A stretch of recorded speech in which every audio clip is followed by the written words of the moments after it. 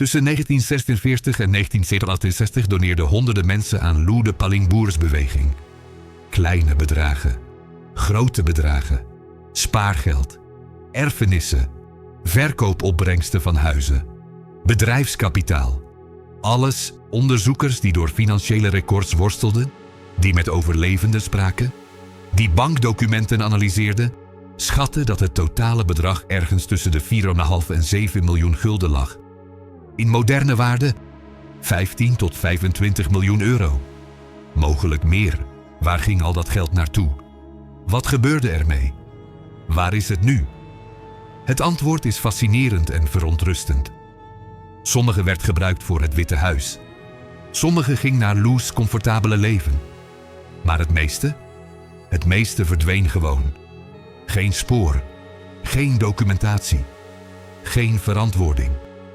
Dit is het verhaal van 7 miljoen gulden die verdwenen in de zakken van een tandeloze visboer die claimde God te zijn. Dit is het verhaal van systematische financiële exploitatie op een schaal die zelfs nu moeilijk te bevatten is. In al mijn video's over Lou de Palinboer heb ik individuele financiële slachtoffers genoemd. LH voogd die 180.000 gulden gaf. Anderen die huizen verkochten, bedrijven liquideerden, erfenissen doneerden. Maar vandaag kijken we naar het complete financiële plaatje. Hoeveel geld kwam er binnen?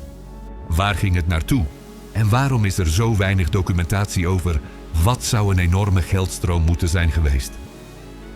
Dit verhaal is belangrijk omdat het laat zien dat Lou's beweging niet alleen psychologisch en spiritueel destructief was, maar ook een massieve financiële fraudeoperatie. Miljoenen gulden, echt geld vertegenwoordigend decennia van mensensarbeid, werden geëxtraheerd onder valse voorwendselen en verdwenen grotendeels zonder trace. Het is ook een verhaal over hoe moeilijk het is om cultfinanciën te onderzoeken. Cults opereren in cash, houden geen behoorlijke records, mengen persoonlijke en organisatorische fondsen en vernietigen documentatie wanneer convenient.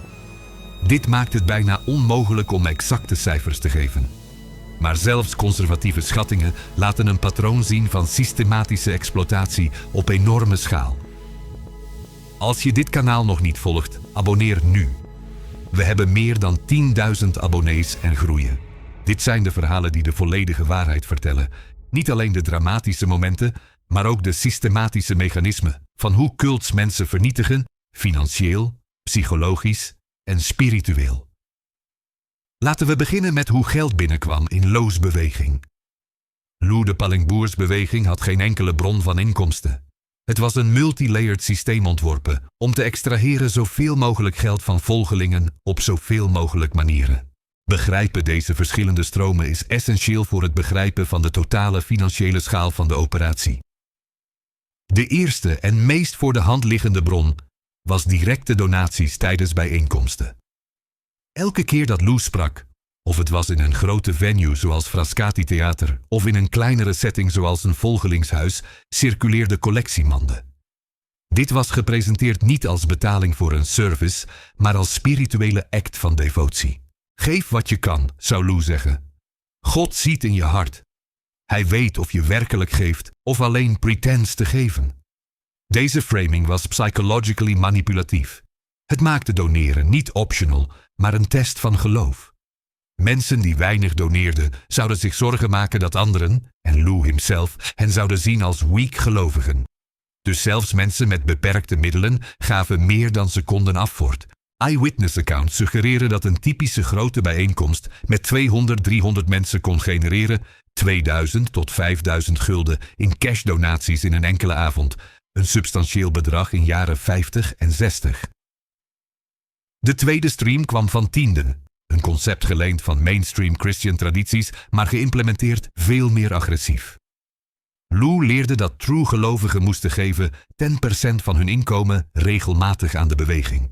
Voor mensen met steady salarissen betekende dit honderden gulden per maand. Mien Wiertz hield, althans in de vroege jaren, records van wie geacht werd wat te geven, gebaseerd op hun known inkomen. Mensen die achterliepen in hun tienden werden geconfronteerd en gedrukt om hun commitment te vervullen aan God. De derde stream, en financially de meest significant, kwam van grote één-keer donaties.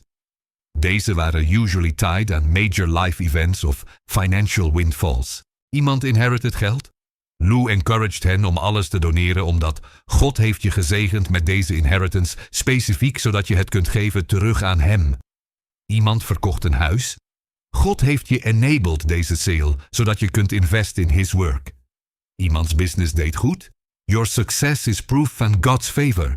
Show gratitude door generosity. Deze large donations waren waar de werkelijk massief bedragen kwamen. L.H. Voogds 180. 000 gulden was exceptional in size, maar niet uniek in kind. Er waren tientallen mensen die doneerden 20.000, 30.000, 50.000 gulden in single transactions.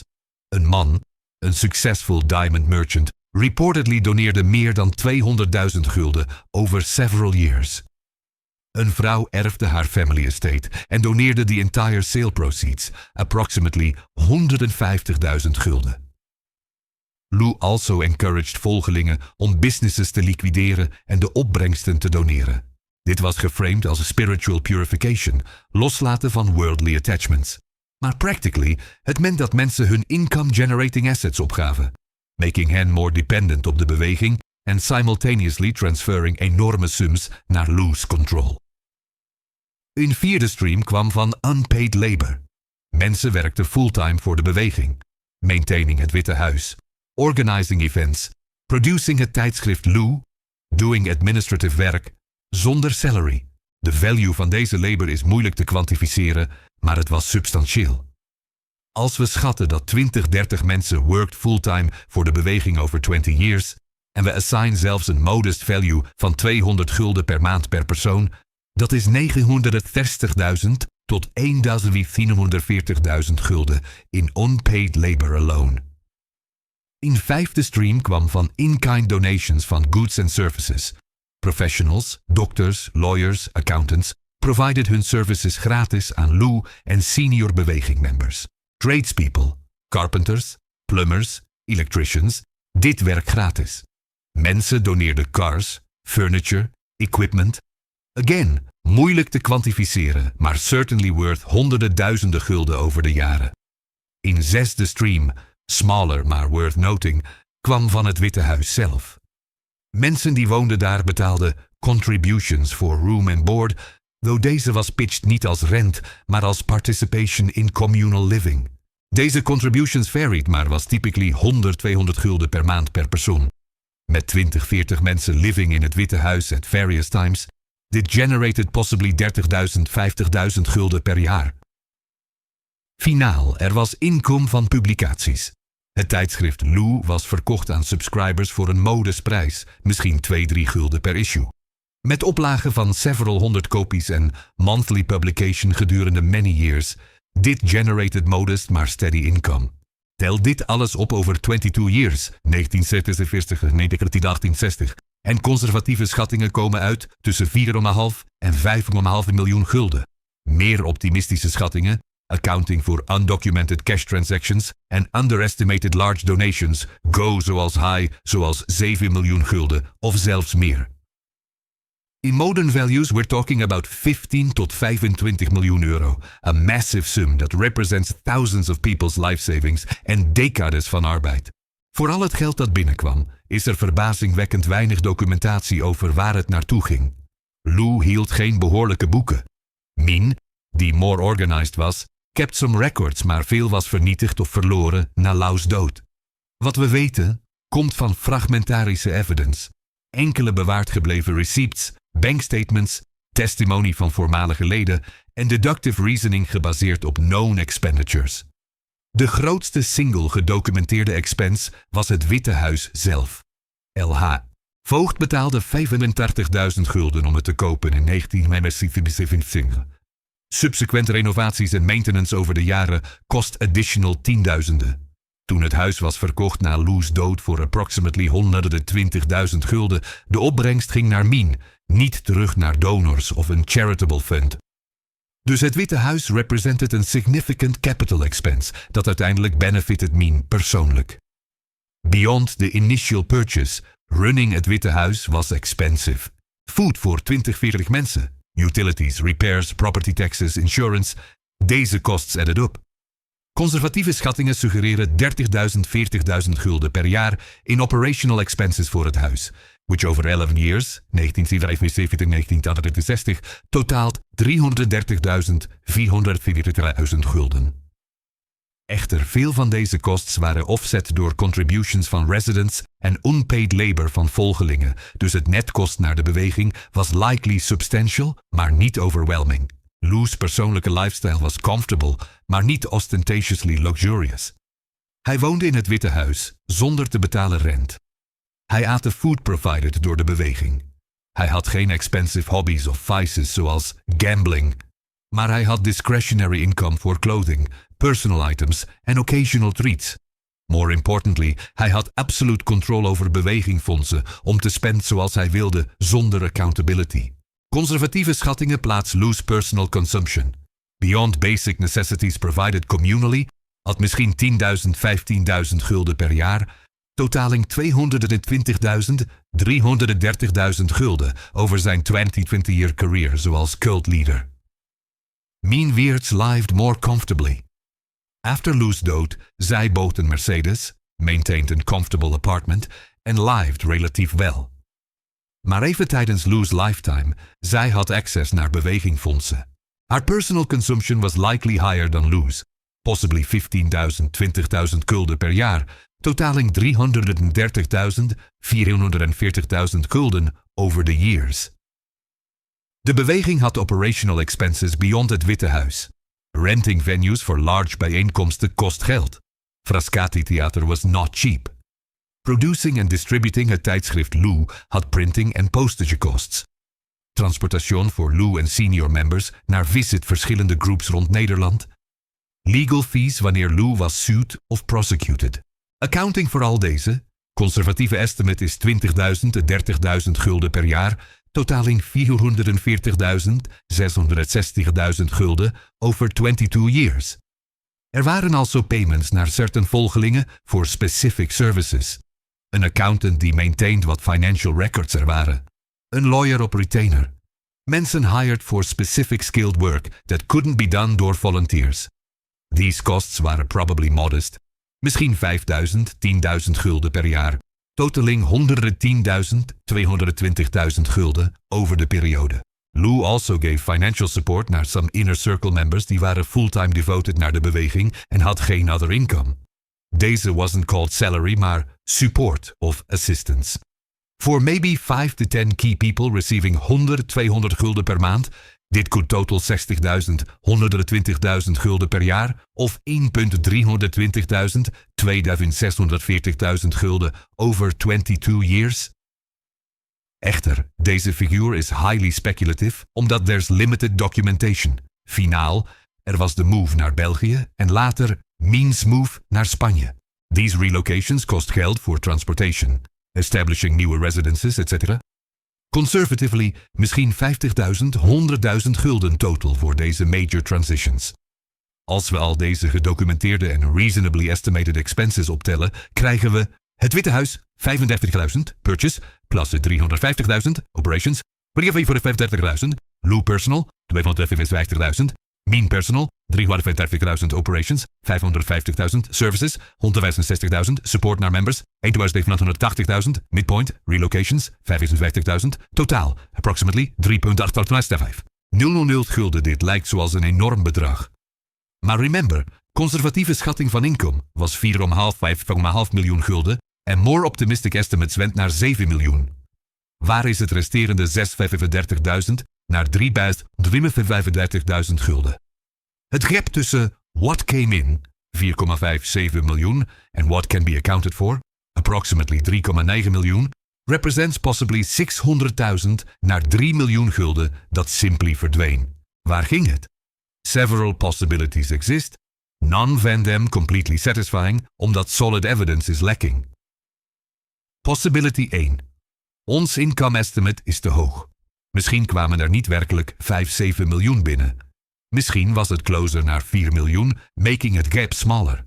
Echter, multiple sources, voormalige leden, journalistic investigations, academic analysis, independently arrive at similar figures in de 5-7 miljoen range. Het is unlikely everyone is overestimating door hetzelfde substantiële amount. Possibility 2. Ons expense estimate is te laag. Misschien was er significant spending we're not accounting for. Misschien was Lou's personal lifestyle more expensive than we realize. Misschien waren er large one-time expenses niet reflected in fragmentary records. Possibly.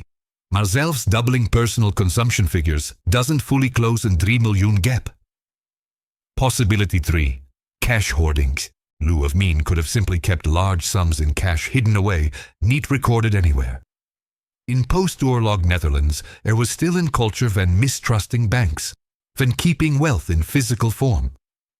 Lou might have had 100,000 gulden in cash stashed in het Witte Huis. When he died, Mean could have taken deze. Of volgelingen who cleaned uit het huis after Lou's death could have found and taken cash that was hidden away. Deze is plausible, maar difficult naar proof. If Mean had access naar large cash reserves, zij zou presumably hebben used it for comfortable living in Spanje, which zij did. Maar could zij hebben had even more dan wat zij spent? Possibly. Some voormalige leden claim that Mean lived very comfortably in Spanje, more comfortable than her modest apartment would suggest, implying hidden wealth. Possibility 4. Offshore banking of hidden accounts. Could Lou of Mean hebben transferred geld naar Swiss bank accounts of other offshore locations?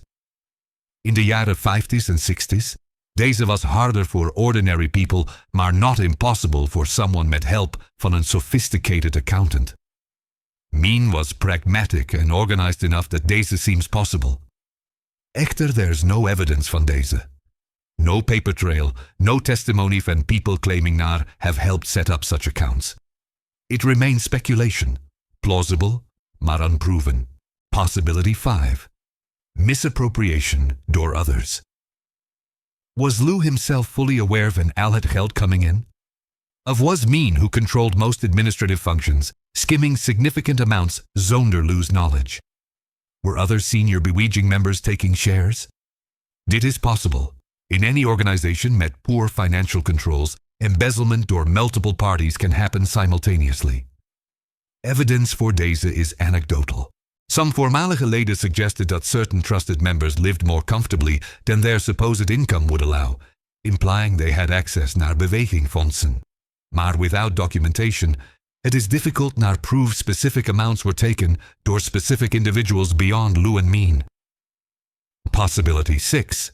Deliberate destruction van records. The most likely explanation voor het missing geld is niet dat we don't know waar het went, maar dat we can't prove waar het went, omdat records were deliberately destroyed. Lou had every incentive naar not keep careful records van income, because detailed records would a.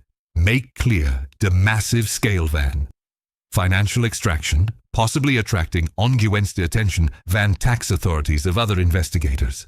B.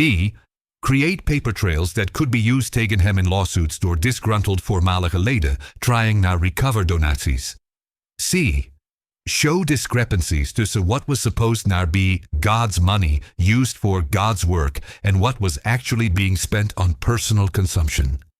Mean, after Lou's dude, would also have had incentive naar destroy records omdat she was moving naar Spain met whatever wealth zij had accumulated. Showing up in Spain met hundreds van thousands van guldens zonder clear legal source could attract ongewenste attention. Better naar arrive met modest documented assets and whatever cash could be moved discreetly. Voormalige leden who were present at het Witte Huis after Lou's death reported seeing Mean and trusted associates burning papers. Lots van papers. Some assumed these were just Lou's writings of administrative documents. Maar others suspected financial records were being deliberately destroyed, not prevent anyone van tracing where all that donated geld had gone. The most likely truth is in combination. Some estimates van income are probably high, maar not door much. Some expenses went unrecorded, maar probably not millions. Mean possibly had hidden cash reserves. Plausible. Multiple people possibly skimmed over years. Likely. Records were deliberately destroyed naar hide financial truth, almost certain. Het result is that we can say met confidence that millions van guldens went missing in the sense that they can't be fully accounted for, maar we can't say met specificity exactly waar every gulden went. Dit is frustrating voor researchers en absolutely infuriating voor voormalige leden en families who donated this geld and would like to know what happened naar hun life savings. After Lou's dood in 1966, several voormalige leden en families van leden explored legal options for recovering donated geld. Could they sue de beweging? Sue Mien? Sue het Witte Huis's estate? Could they argue that donations were made under false pretenses and therefore should be returned? The answer, in almost all cases, was no. Understanding Ware reveals much about legal limitations in dealing with cult financial exploitation. The fundamental legal problem was that donations had been made voluntarily. However much psychological pressure was applied, however much Lou had manipulated people, there was gene physical coercion. Mensen wrote checks, handed over cash, sold assets and transferred proceeds, all van hun own seeming free will. In criminal law terms, there was gene fraud in the traditional sense, omdat Lou hadn't promised specific material returns and then failed to deliver. High promised spiritual benefits, which are inherently unprovable and thus not legally actionable. Een lawyer consulted door several voormalige leden in 1967 advised them that civil suits for recovery were unlikely to succeed, omdat 1. Donations naar religious organizations zijn generally considered gifts, not contracts. Gifts can't be breached omdat there's no mutual obligation. 2. Proving that someone was psychologically coerced to donate requires demonstrating they lacked mental capacity at time van donation, which is extremely difficult, especially years after the fact. 3. Lou was dude, making him unavailable naar sue. Mien could potentially be sued, maar she hadn't personally received most donations. They went naar de beweging. 4. De beweging had geen legal entity, geen incorporation, geen formal structure. You can't sue an entity that doesn't legally exist. 5. Any remaining assets were minimal. Het Witte Huis was sold, maar proceeds went toward debts and naar Mien. There was little to recover, even if you won. Despite deze obstacles, één voormalige member, motivated door desperation, did file suit in 1970 tegen Mien personally, arguing that she had enriched herself met zijn donaties. Zijn specific claim was voor 35.000 gulden hij had donated over several years. De rechtbank dismissed the case, ruling that donations naar religious causes zijn irrevocable gifts, absent proof van fraud of incompetence at time van donation. Since the plaintiff had been employed, functioning normally, and making donations over extended period, rechtbank found geen basis na declare him incompetent of defrauded. These legal failure discouraged other potential plaintiffs.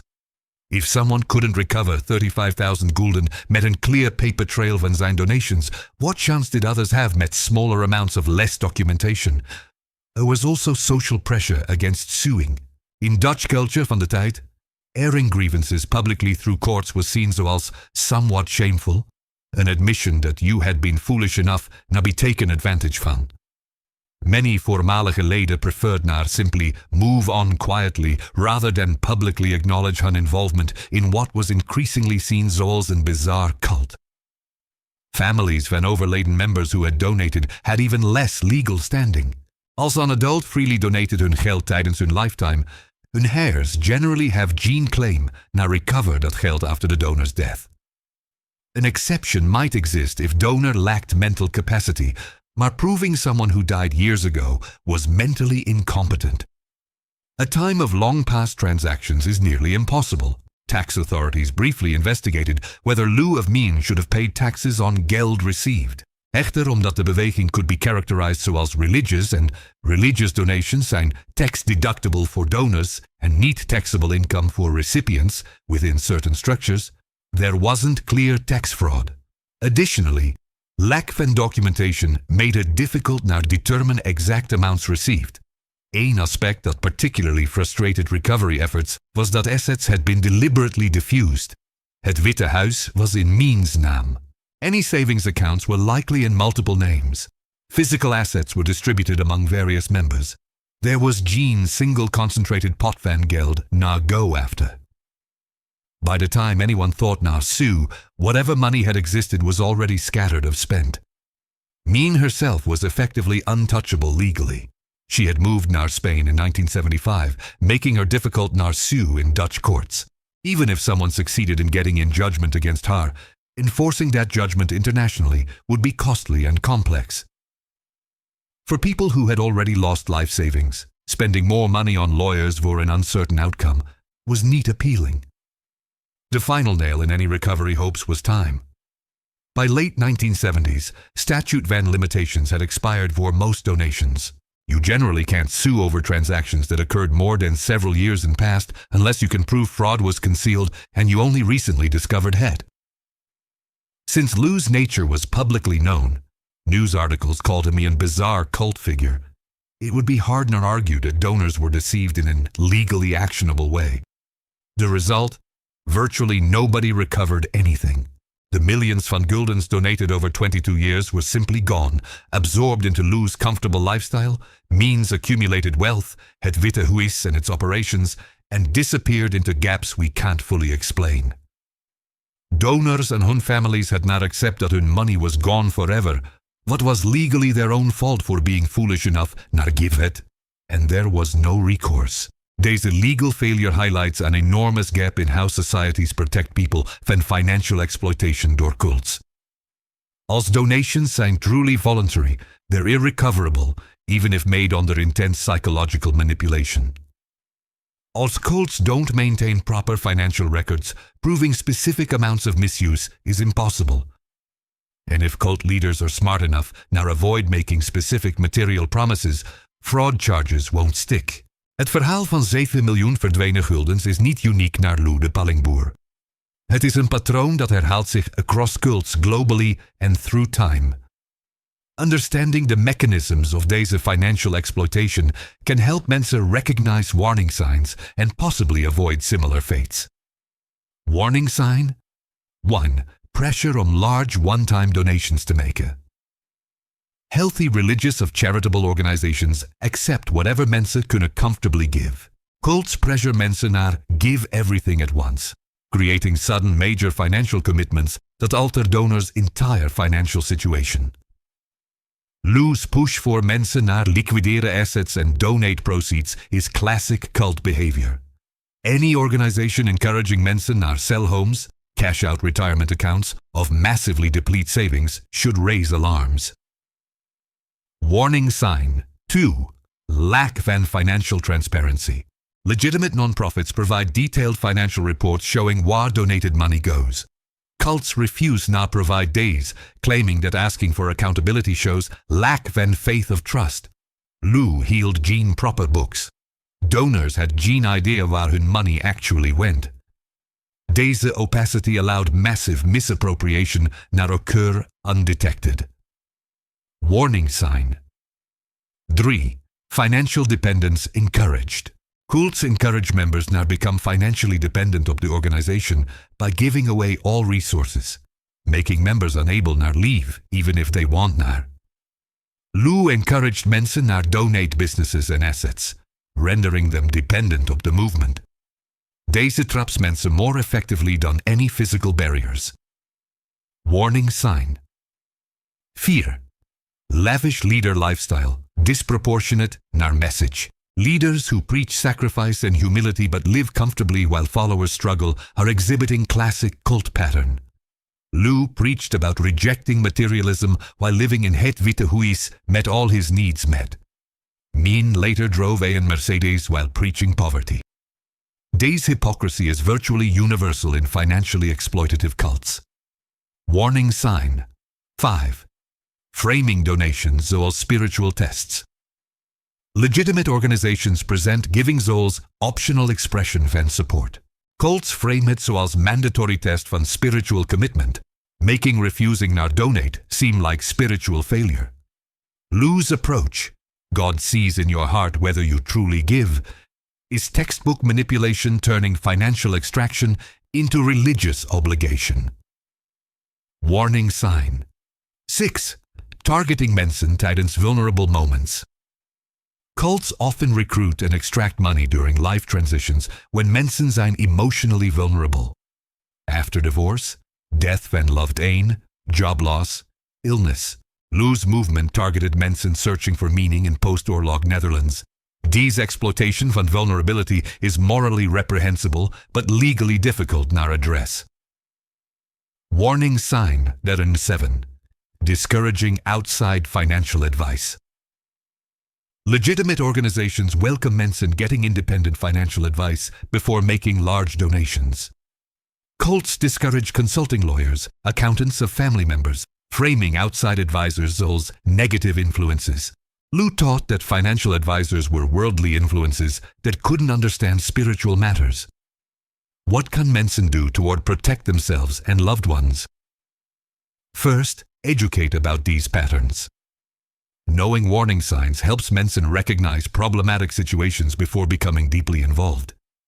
Second, maintain financial independence.